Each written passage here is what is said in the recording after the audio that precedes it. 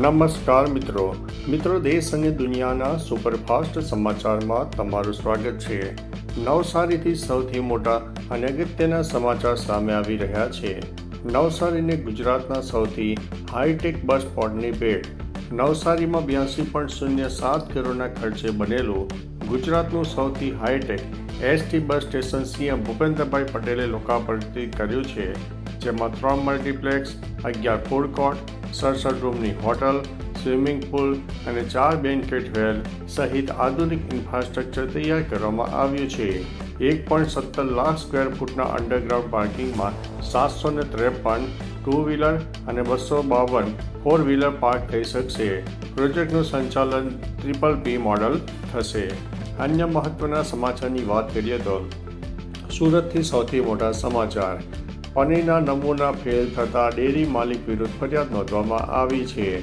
સુરતમાં પહેલીવાર પનીરના નમૂના ફેલ થતાં ડેરી માલિક સામે ગુનો નોંધાયો છે।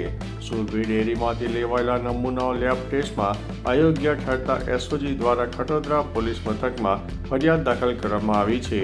પોલીસે ડેરીમાંથી 754 કિલો પનીર જપ્ત કર્યું છે, જે હોટલો અને લારીઓ પર સસ્તા ભાવે સપ્લાય કરવામાં આવતું હતું। ખાદ્ય વિભાગે વધુ તપાસ હાથ ધરી છે। અન્ય મહત્વના સમાચારની વાત કરીએ તો પોલીસ સ્ટેશન બહાર જિગ્નેશ મેવાણી અને જનતાનો હંગામો। વડગામના કોંગ્રેસ ધારાસભ્ય જિગ્નેશ મેવાણી રાજ્યમાં ગેરકાયદેસર વેચાતા દારૂ ઉપરાંત અન્ય વસ્તુઓ મુદ્દે પોલીસ અને સરકાર સામે સવાલો ઉઠાવ્યા છે। તેઓએ સ્થાનિક નાગરિકો સાથે પોલીસ સ્ટેશન પહોંચ્યા અને જાહેરમાં પૂછ્યું કે શું વિસ્તારમાં દારૂ અને અન્ય કોઈ ચીજવસ્તુઓ ગેરકાયદેસર વેપાર ચાલુ છે। નાગરિકોએ દારૂ સહિત અનેક વસ્તુઓનું વેચાણ અને પોલીસ દ્વારા હપ્તા ઉઘરાવવાની વાત હોવાની પુષ્ટિ આપી હતી। અન્ય મહત્વના સમાચારની વાત કરીએ તો 31 કાળા હરણોના રહસ્યમય મોત। કર્ણાટકના બેલગાવીમાં આવેલ કિત્તુર રાણી ચેમ્બરનામાં મિની ઝૂમાં માત્ર 3 દિવસમાં 38માંથી 31 કાળા હરણોનું અચાનક મોત થતાં ખળભળાટ મચી ગયો છે।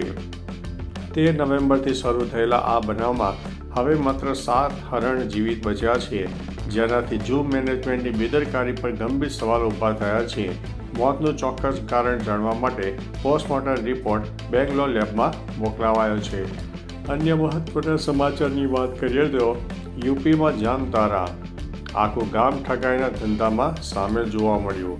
ઉત્તર પ્રદેશના ફતેહપુર જિલ્લાના ભગવાનપુર ગામમાંથી સાયબર સેલે 3 ફર્જી પોલીસ અધિકારીઓની ધરપકડ કરી છે।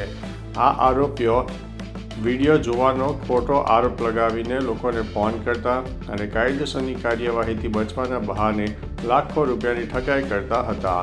આશ્ચર્યજનક રીતે આ ઠગાઈના ધંધામાં આખું ગામ સામેલ હોવાનું જાણવા મળ્યું છે। પોલીસે આ 3ની ધરપકડ કરીને વધુ તપાસ હાથ ધરી છે। અન્ય મહત્વના સમાચારની વાત કરીએ તો જ્વાળામુખી વિશે જાણો। શિલ્ડ જ્વાળામુખી શું છે? વિશ્વમાં 1600 જ્વાળામુખી આવેલ છે। તેનો આકાર અને વિસ્ફોટને આધારે તેને વહેંચવામાં આવે છે, જેમાં શિલ્ડ જ્વાળામુખી સૌથી મોટા અને પહોળા સપાટ આકારના હોય છે।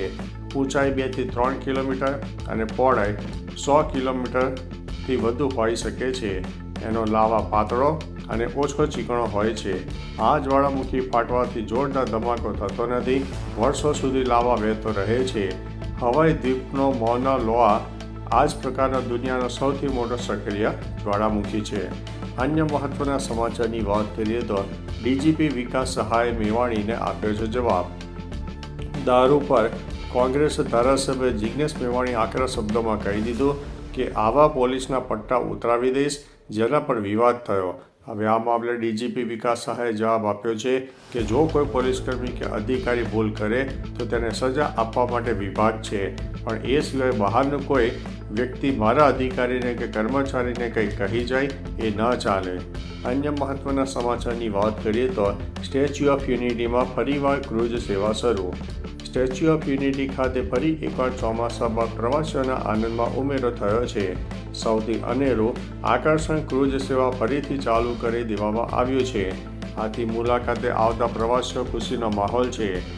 SOU ખાતે અત્યાર સુધીમાં 2.75 કરોડથી પણ વધુ પ્રવાસીઓએ વિઝિટ કરી હતી।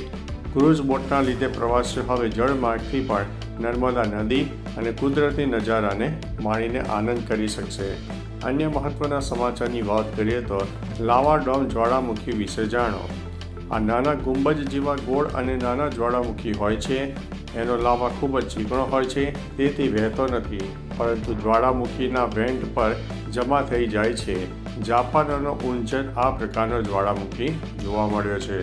અન્ય મહત્વના સમાચારની વાત કરીએ તો અમદાવાદમાં સેવન્થ ડે સ્કૂલનો પ્લોટ પરત લેવાશે. અમદાવાદની સેવન્થ ડે એડવેન્ટિસ્ટ સ્કૂલ વિવાદમાં ફસાય છે. અમદાવાદ મ્યુનિસિપલ કોર્પોરેશને 3 વખત નોટિસ આપીને જરૂરી દસ્તાવેજો માંગ્યા હતા, પરંતુ સ્કૂલે 21 નવેમ્બરની અંતિમ ડેડલાઇનમાં પણ કોઈ જવાબ આપ્યો નહીં.